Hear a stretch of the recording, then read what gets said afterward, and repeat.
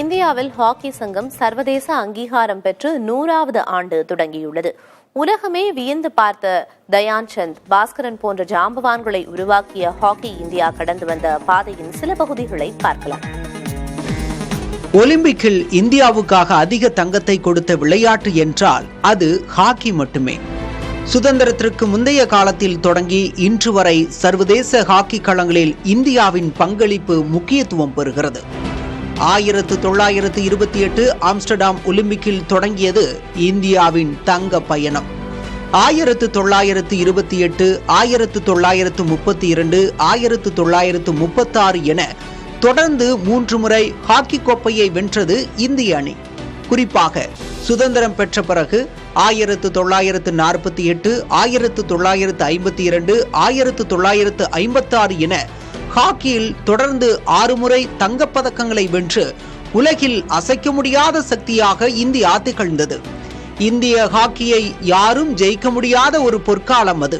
1964 Tokyo ஒலிம்பிக்கில் மீண்டும் தங்கம் வென்றாலும் 1976 Montreal ஒலிம்பிக்ஸில் செயற்கை புல்வெளி அறிமுகமானதால் இந்திய ஹாக்கி பெரும் சறுக்கலை சந்தித்தது.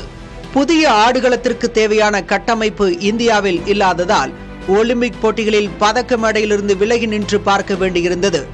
என்றாலும் மீண்டெழுந்த பாஸ்கரன் தலைமையிலான இந்திய அணி 1980 ஆண்டு மாஸ்கோ ஒலிம்பிக்கில் தங்கம் வென்றது.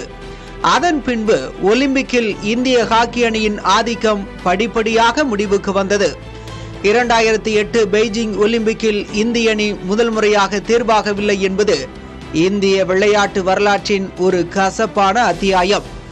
சவால்கள் தொடர்ந்தாலும் இந்திய வீரர்கள் போராடுவதை நிறுத்தவில்லை. 41 ஆண்டுகால இடைவெளிக்கு பிறகு 2020 டோக்கியோ ஒலிம்பிக்கில் வெண்கலம் வென்று சரித்திர சாதனையை படைத்தது இந்திய ஹாக்கி ஆடவர் அணி. ஒட்டுமொத்த தேசமும் இதனை கொண்டாடியது. இந்த எழுச்சி பயணம் அத்துடன் நிற்கவில்லை.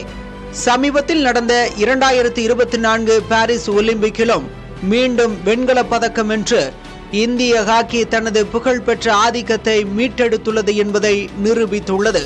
100 ஆண்டுகளை தொட்ட நிலையிலும் ஹாக்கி இந்தியாவுக்கு ஒலிம்பிக் தங்கம் எனும் தாகம் 45 ஆண்டுகளாக தொடர்கிறது. புதிய தலைமுறைக்காக செய்தியாளர் சந்தானகுமார்.